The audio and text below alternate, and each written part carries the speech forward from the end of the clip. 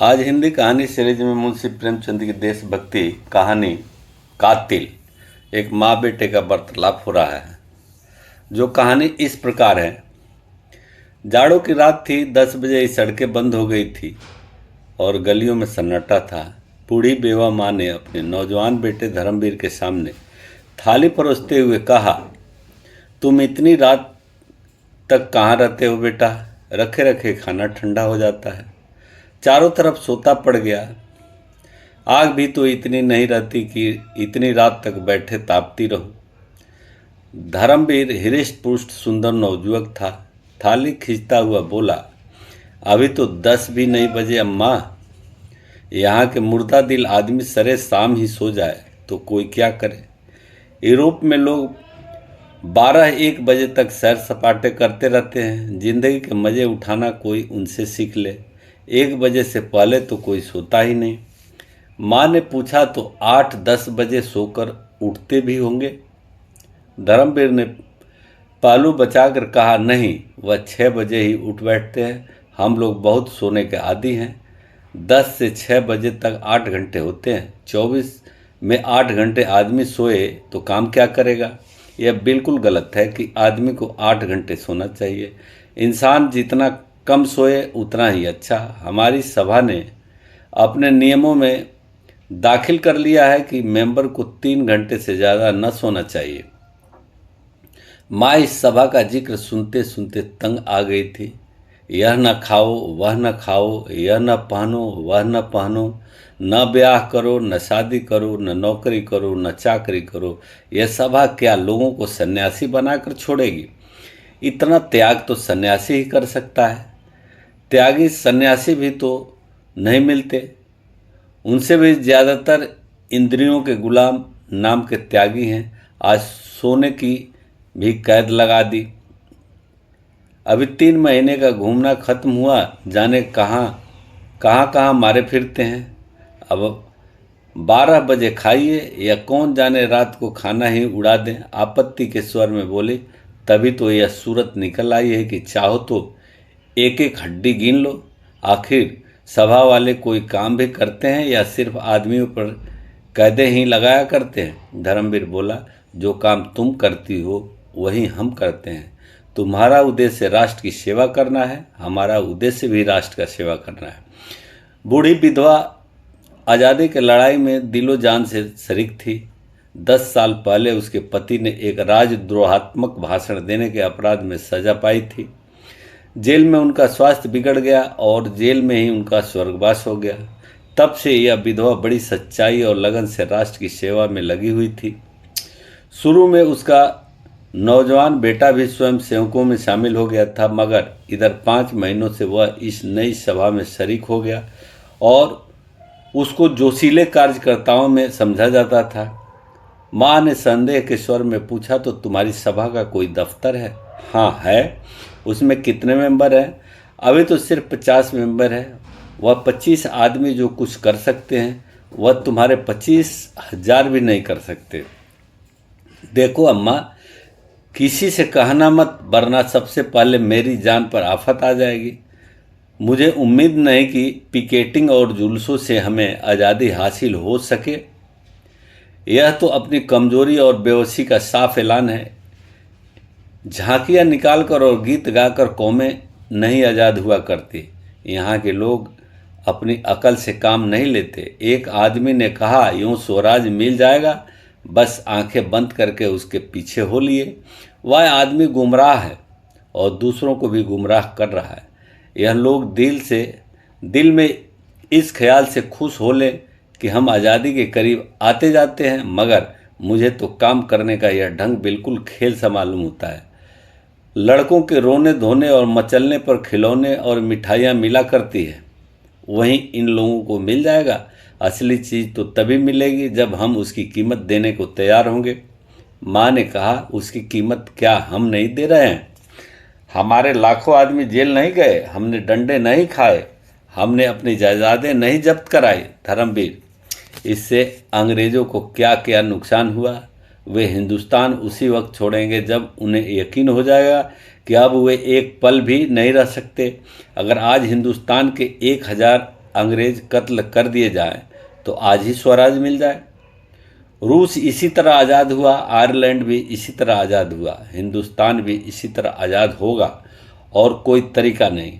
हमें उनका खात्मा कर देना है। एक गोरे अफसर के कत्ल कर देने से हुकूमत पर जितना डर छा जाता है उतना 1000 जुल्सों से मुमकिन नहीं। माँ सर से पांव तक कांप उठी, उसे विधवा हुए 10 साल हो गए थे। यही लड़का उसकी ज़िंदगी का सहारा है। इसी को सीने से लगाए मेहनत मजदूरी करके अपने मुसीबत के दिन काट रही है। वह इस ख्याल से खुश थी कि 4 पैसे कमाएगा, घर में बहू आएगी, एक टुकड़ा खाऊंगी और पड़ी रहूंगी। आरजुओं के पतले पतले तिनकों से उसने एक किश्ती बनाई थी, उसी पर बैठकर जिंदगी के दरिया को पार कर रही थी। वह किश्ती अब उसे लहरों में झकोले खाती हुई मालूम हुई। उसे ऐसा महसूस हुआ कि वह किश्ती दरिया में डूब जा रही है। उसने अपने सीने पर हाथ रखकर कहा, बेटा तुम कैसी बातें कर रहे हो? क्या तुम समझते हो अंग्रेज़ों को कत्ल कर देने से हम आज़ाद हो जाएंगे? हम अंग्रेज़ों के दुश्मन नहीं हैं, हम इस राज्य प्रणाली के दुश्मन हैं। अगर यह राज्य प्रणाली हमारे भाई बंधुओं के ही हाथों में हो और उसका बहुत बड़ा हिस्सा है भी तो हम उसका भी इसी तरह विरोध करेंगे। विदेश में तो कोई दूसरी कौम राज न करती थी, फिर भी रूस वालों ने उस हुकूमत का को क्यों उखाड़ फेंका? तो उसका कारण यही था कि जार प्रजा की परवाह न करता था। अमीर लोग मज़े उड़ाते थे, गरीबों को पीसा जाता था। यह बातें तुम मुझसे ज़्यादा जानते हो। वही हाल हमारा है। देश की संपत्ति किसी न किसी बहाने निकलती चली जाती है और हम गरीब होते जाते हैं। हम इस अवैधानिक शासन को बदलना चाहते हैं। मैं तुम्हारे पैरों में पड़ती हूँ, इस सभा से अपना नाम कटवा लो, खाम खा आग में न कूदो। मैं अपनी आंखों से यह दृश्य नहीं देखना चाहती कि तुम अदालत में खून के जुर्म में लाए जाओ। धर्मवीर पर इस विनती का कोई असर नहीं हुआ। बोला, इसका कोई डर नहीं, हमने इसके बारे में काफ़ी एहतियात कर ली है। गिरफ्तार होना तो बेवकूफ़ी है। हम लोग ऐसी हिकमत से काम करना चाहते हैं कि कोई गिरफ्तार न हो। माँ के चेहरे पर अब डर की जगह शर्मिंदा की झलक नजर आई। बोली, यह तो उससे भी बुरा है। बेगुनाह सजा पाए और कातिल चैन से बैठे रहें। यह शर्मनाक हरकत है। मैं इसे कमीनापन समझती हूँ। किसी को छिप कर कत्ल करना दगाबाजी है, मगर अपने बदले बेगुनाह भाइयों को फंसा देना देशद्रोह। इस बेगुनाहों का खून भी कातिल के गर्दन पर होगा। धर्मवीर ने अपनी माँ की परेशानी का मजा लेते हुए कहा, अम्मा तुम इन बातों को नहीं समझती। तुम अपने धरने दिए जलाओ, जुलूस निकालो, जाओ। हम जो कुछ करते हैं हमें करने दो। गुनाह और सवाब, पाप और पुण्य, धर्म और अधर्म, यह निरर्थक शब्द है। जिस काम का तुम सापेक्ष समझती हो उसे मैं पुण्य समझता हूँ। तुम्हें कैसे समझाऊं कि यह सापेक्ष शब्द है? तुमने भागवत गीता तो पढ़ी है। कृष्ण भगवान ने साफ कहा है, मारने वाला मैं हूँ, जिलाने वाला मैं हूँ। आदमी न किसी को मार सकता है न जिला सकता है। फिर कहाँ रहा तुम्हारा पाप? मुझे इस बात की क्यों शर्म हो कि मेरे बदले कोई दूसरा मुजरिम करा दिया जाए? यह व्यक्तिगत लड़ाई नहीं, इंग्लैंड की सामूहिक शक्ति से युद्ध है। मैं मरूं या बदले कोई दूसरा मरे, इसमें कोई अंतर नहीं। जो आदमी राष्ट्र की ज़्यादा सेवा कर सकता है उसे जीवित रहने का ज़्यादा अधिकार है। माँ आश्चर्य से लड़के का मुंह देखने लगी। उससे बहस करना बेकार था। अपनी दलीलों से वह उसे कायल न कर सकती थी। धर्मवीर खाना खाकर उठ गया, मगर वह ऐसी बैठी रही थी जैसे लकवा मार गया हो। उसने सोचा, कहीं ऐसा तो नहीं कि वह किसी का कत्ल कर आया हो या कत्ल करने जा रहा हो। इस विचार से उसके शरीर में कंपकपी आ गई। आम लोगों की तरह हत्या और खून के प्रति घृणा उसके शरीर में कण कण में भरी हुई थी। उसका अपना बेटा खून करे, इससे ज़्यादा लज्जा, अपमान, घृणा की बात उसके लिए और क्या हो सकती थी? वह राष्ट्र सेवा की उस कसौटी पर जान दे देती थी जो त्याग, सदाचार, सच्चाई और साफ दिली का वरदान था। उसकी आंखों में राष्ट्र का सेवक वह था जो नीच से नीच प्राणी का दिल भी न दुखाए, बल्कि जरूरत पड़े पर खुशी से अपने को बलिदान कर दे। अहिंसा उसकी नैतिक भावनाओं का सबसे प्रधान अंग थी। अगर धर्मवीर किसी गरीब की हिमायत में गोली का निशाना बन जाता तो वह रोती जरूर, मगर गर्दन उठाकर उसे गहरा शोक होता। शायद इस शोक में उसकी जान भी चली जाती, मगर इस शोक में गर्व मिला हुआ होता। लेकिन वह किसी का खून कराए, यह एक भयानक पाप था, कलंक था। लड़के को रोके कैसे, यही सवाल उसके सामने था। वह यह नौबत हरगिज न आने देगी कि उसका बेटा खून के जुर्म में पकड़ा न जाए। उसे यह बर्दाश्त था कि उसके जुर्म की सज़ा बेगुनाहों को मिले। उसे ताज्जुब हो रहा था, लड़के में यह पागलपन आया क्यों कर। वह खाना खाने बैठी, मगर कौर गले से नीचे न जा सका। कोई जालिम हाथ धर्मवीर को उसकी गोद से छीन लेता है। वह उस हाथ को हटा देना चाहती थी। अपने जिगर के टुकड़े को वह एक क्षण के लिए भी अलग न करेगी, छाया की तरह उसके पीछे पीछे रहेगी। किसकी मजाल है जो उस लड़के को उसकी गोद से छीने। धर्मवीर बाहर के कमरे में सोया करता था। उसे ऐसा लगा कि कहीं वह न चला गया हो। फौरन उसके कमरे में आई। धर्मवीर के सामने दीवट पर दिया जल रहा था। वह एक किताब खोले पढ़ता पढ़ता सो गया था। किताब उसके सीने पर पड़ी थी। माँ ने वहीं बैठकर अनाथ की तरह बड़ी सच्चाई और विनय के साथ परमात्मा से प्रार्थना की कि लड़के का हृदय परिवर्तन कर दें। उसके चेहरे पर अब भी वही भोलेपन, वही मासूमियत थी जो 15-20 साल पहले नजर आती थी। कर्कशता तथा कठोरता का कोई चिन्ह न था। माँ की सिद्धांत परता एक क्षण के लिए ममता के आंचल में छिप गई। माँ ने हृदय से बेटे की हार्दिक भावनाओं को देखा। इस नौजवान के दिल में सेवा की कितनी उमंग है, कौम का कितना दर्द है, पीड़ितों से कितनी सहानुभूति है। अगर इसमें बूढ़ों की सी लहर, सूझबूझ, धीमी चाल और धैर्य है तो इसका क्या कारण है। जो व्यक्ति प्राण जैसे प्रिय वस्तु को बलिदान करने के लिए तत्पर हो, उसकी तड़प और जलन का कौन अंदाजा कर सकता है। काश यह जोश, यह दर्द हिंसा के पंजे से निकल सकता तो जागरण की प्रगति कितनी तेज हो जाती। माँ की आहट पाकर धर्मवीर चौंक पड़ा और किताब संभालता हुआ बोला, तुम कब आ गई माँ? मुझे तो जाने कब नींद आ गई। माँ ने दीवट को दूर हटाकर कहा, चरपाई के पास दिया रखकर न सोया करो, इससे कभी कभी दुर्घटनाएं हो जा करती है। और क्या सारी रात पढ़ते ही रहोगे? आधी रात तो हो गई, आराम से सो जाओ। मैं भी यही लेटी जाती हूँ, मुझे अंदर न जाने क्यों डर लगता है। धर्मवीर, तो मैं एक चरपाई लाकर डाले देता हूँ।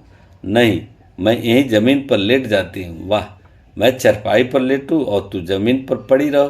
तुम चरपाई पर आ जाओ।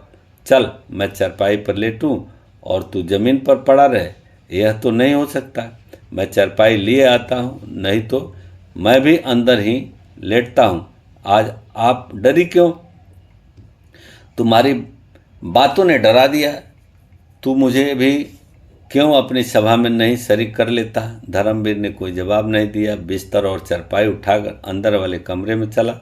माँ आगे आगे चिराग दिखाती हुई चली। कमरे में चरपाई डालकर उस पर लेटता हुआ बोला, अगर मेरी सभा में शरीक हो जाओ तो क्या पूछना। बेचारे कच्ची कच्ची रोटियां खाकर बीमार हो रहे हैं, उन्हें अच्छा खाना मिलने लगेगा। फिर ऐसी कितनी ही बातें हैं जिन्हें एक बूढ़ी स्त्री जितनी आसानी से कर सकती है, नौजवान हरगिज नहीं कर सकते।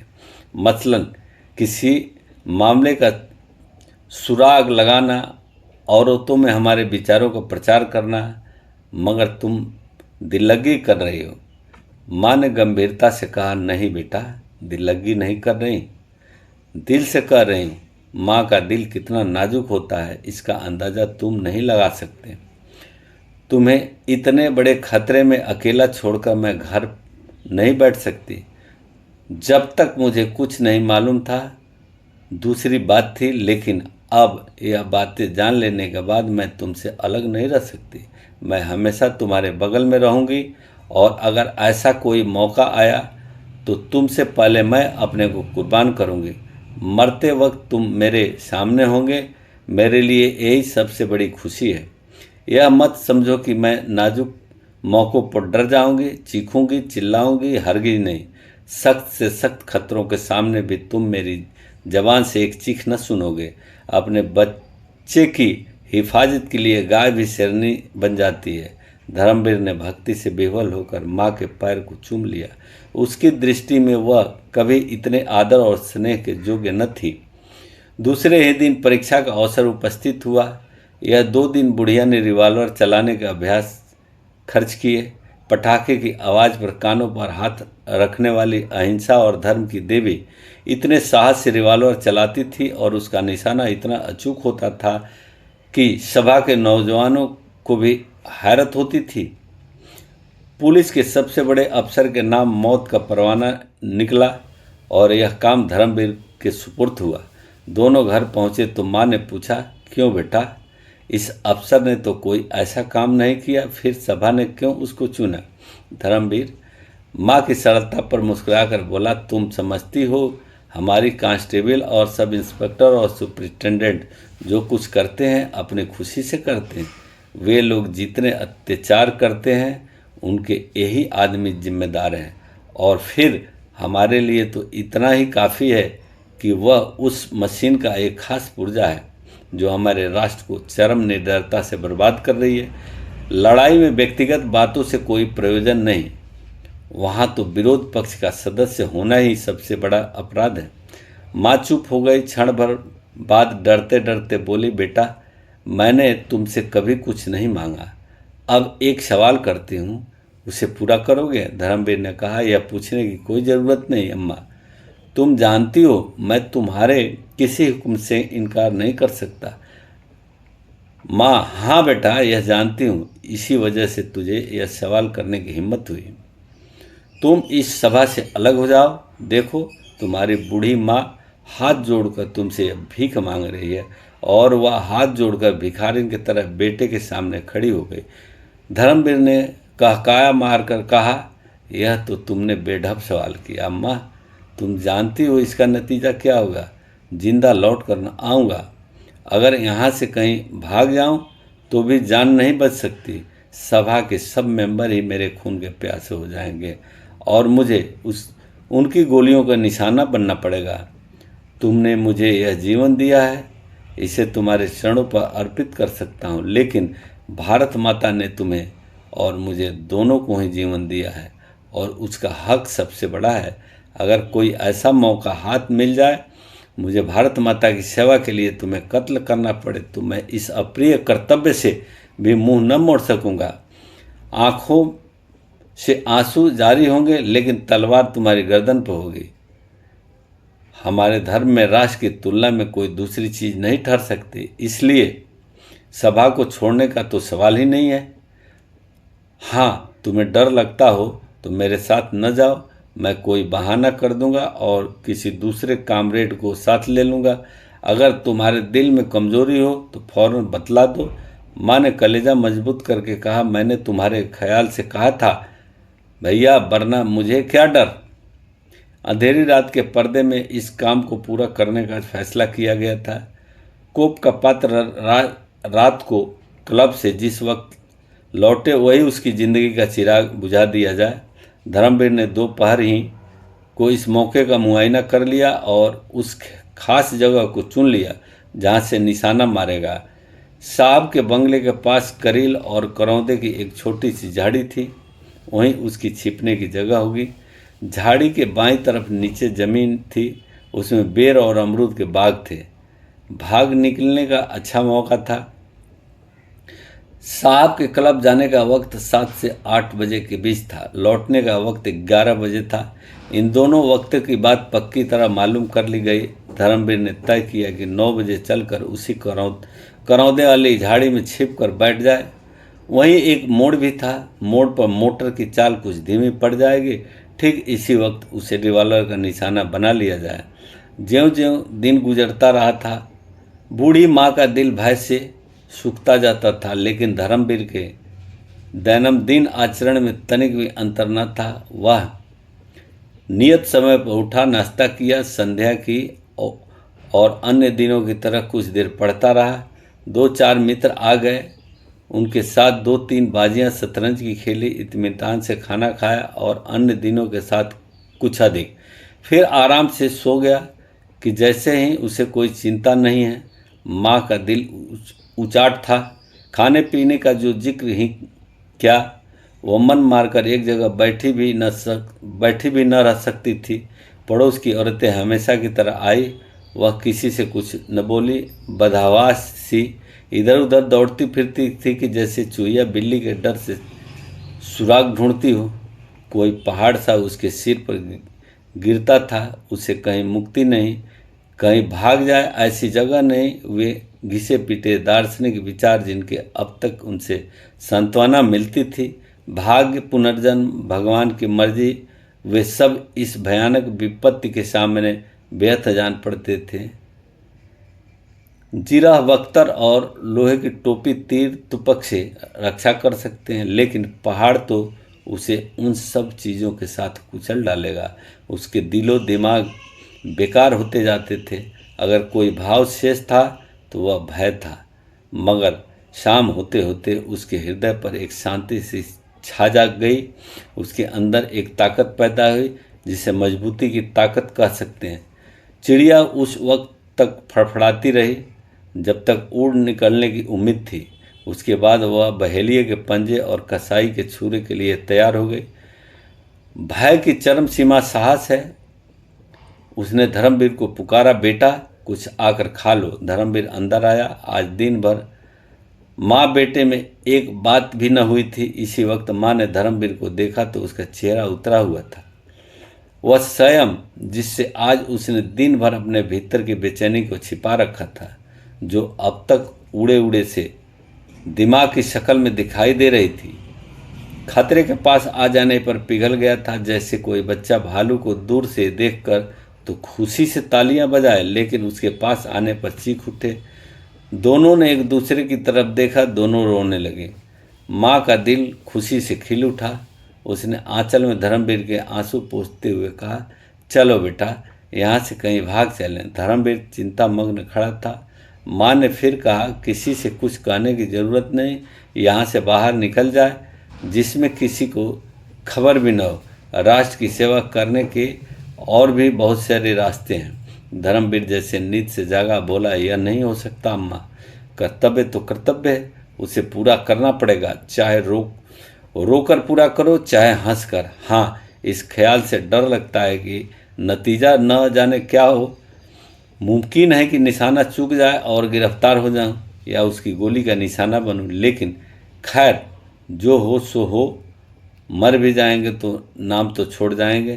क्षण भर बाद उसने फिर कहा, इस समय तो कुछ खाने को जी नहीं चाहता माँ, अब तैयारी करनी चाहिए। तुम्हारा जी न चाहे तो न चलो, मैं अकेला चला जाऊंगा। माँ ने शिकायत के स्वर में कहा, मुझे अपनी जान इतनी प्यारी नहीं है बेटा, मेरी जान तो तुम हो। तुम्हें देख कर जीती थी, तुम्हें छोड़कर मेरी जिंदगी और मौत दोनों बराबर है, बल्कि मौत जिंदगी से अच्छी है। धर्मवीर ने कुछ जवाब न दिया। दोनों अपनी अपनी तैयारियां में लग गए। माँ की तैयारी ही क्या थी, एक बार ईश्वर का ध्यान किया, रिवॉल्वर लिया और चलने को तैयार हो गई। धर्मवीर का अपनी डायरी लिखनी थी। वह डायरी लिखने बैठा तो भावनाओं का एक सागर से उमड़ पड़ा। यह प्रवाह विचारों की वह स्वतः स्फूर्ति उसके लिए नई चीज थी, जैसे दिल में कहीं सोता खुल गया हो। इंसान लफानी है, अमर है, यही उस विचार प्रवाह का विषय था। आरंभ एक दर्दनाक अलविदा से हुआ। रुखसत ए दुनिया की दिलचस्पियों, रुखसत ए जिंदगी के बहारों, रुखसत ऐ मीठे जख्मों, रुखसत देश भाइयों। अपने इस आहत और अभागे सेवक के लिए भगवान से प्रार्थना करना। जिंदगी बहुत प्यारी चीज़ है, इसका तजुर्बा हुआ। वहीं दुख दर्द के नस्तर, वहीं हसरत मासूमियाँ जिन्होंने जिंदगी को कड़वा बना रखा था।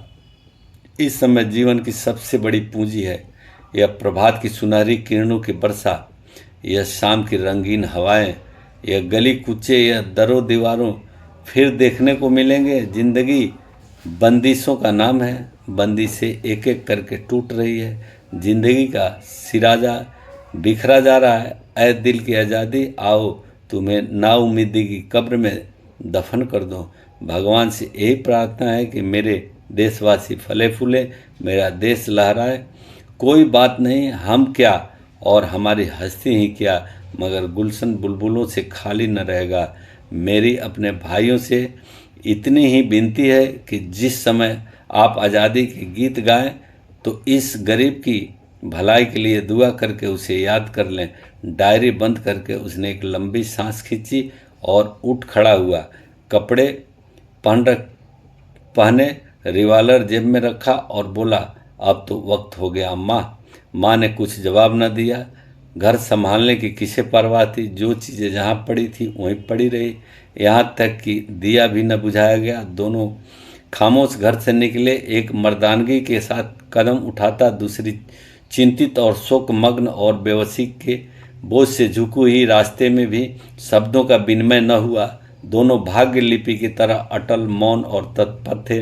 गद्यांश तेजस्वी बलवान पुनीत कर्म की प्रेरणा, पद्यांश दर्द आवेश और विनती से कांपता हुआ। झाड़ी में पहुंचकर दोनों चुपचाप बैठ गए। कोई आधे घंटे के बाद साहब की मोटर निकली। धर्मवीर ने गौर से देखा, मोटर की चाल धीमी थी। साहब और लेडी बैठे थे, निशाना अचूक था। धर्मवीर ने जेब से रिवाल्वर निकाला। माँ ने उसका हाथ पकड़ लिया और मोटर आगे निकल आई। धर्मवीर ने कहा, यह तुमने क्या किया माँ? ऐसा सुनहरा मौका फिर हाथ न आएगा। माँ ने कहा, मोटर में मेम भी थी, कहीं मेम को गोली लग जाती तो क्या बात थी? हमारे धर्म में नाग नागिन और सपोले में कोई भी अंतर नहीं। माँ ने घृणा भरे स्वर में कहा, तो तुम्हारा धर्म जंगली जानवर और बहसियों का है, जो लड़ाई के बुनियादी उसूलों की भी परवाह नहीं करता। स्त्री हर एक धर्म में निर्दोष समझी गई है, यहाँ तक कि बासी भी उसका आदर करते हैं। वापसी के समय हरगिज न छोड़ूंगा। मेरे जीते जी तुम स्त्री पर हाथ नहीं उठा सकते। मैं इस मामले में तुम्हारी पाबंदियों का गुलाम नहीं हो सकती। माँ ने कुछ जवाब न दिया। इस नामर्दों जैसी बात से उसकी ममता टुकड़े टुकड़े हो गई। मुश्किल से 20 मिनट बीते होंगे कि वही मोटर दूसरी तरफ से आती दिखाई पड़ी। धर्मवीर ने मोटर को गौर से देखा और उछलकर बोला, लो अम्मा, अब की बार साहब अकेला है, तुम भी मेरे साथ निशाना लगाना। माँ ने लपक कर धर्मवीर का हाथ पकड़ लिया और पागलों की तरह जोर लगाकर उसका रिवाल्वर छीनने लगी। धर्मवीर ने उसको एक धक्का देकर गिरा दिया और एक कदम रिवाल्वर साधा।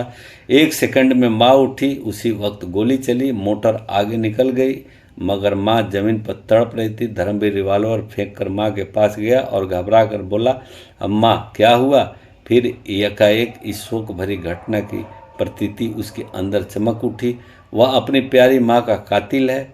उसके स्वभाव की सारी कठोरता और तेजी और गर्मी बुझ गई। आंसुओं की बढ़ती हुई थरथरी को अनुभव करता हुआ वह नीचे झुका और माँ के चेहरे की तरफ आंसुओं से लिपटी हुई शर्मिंदगी से देखकर बोला, यह क्या हो गया अम्मा? हाय, तुम कुछ बोलती क्यों नहीं? यह कैसे हो गया? अंधेरे में कुछ नजर भी तो नहीं आता। कहाँ गोली लगी? कुछ तो बताओ। आह, इस बदनसीब के हाथों तुम्हारी मौत लिखी थी। जिसको तुमने गोद में पाला उसी ने तुम्हारा खून किया। किसको बुलाऊं? कोई नज़र भी तो नहीं आता। माँ ने डूबती हुई आवाज़ में कहा, मेरा जन्म सफल हो गया बेटा। तुम्हारे हाथों मेरी मिट्टी उठेगी। तुम्हारी गोद में मर रही हूँ, छाती में घाव लगा है। ज्यों तुमने गोली चलाई मैं तुम्हारे सामने खड़ी हो गई। अब नहीं बोला जाता। परमात्मा तुम्हें खुश रखे, मेरी यही दुआ है। मैं और क्या करती बेटा? माँ की आबरू तुम्हारे हाथ में है। मैं तो चली। क्षण भर बाद उस अंधेरे सन्नाटे में धर्मवीर अपनी प्यारी माँ के निमजान शरीर को गोद में लिए घर चला तो उसके ठंडे तालुओं से अपनी आंसू भरी आंख रगड़कर आत्मिक आह्लाद से भरी हुई दर्द की टीस अनुभव कर रहा था।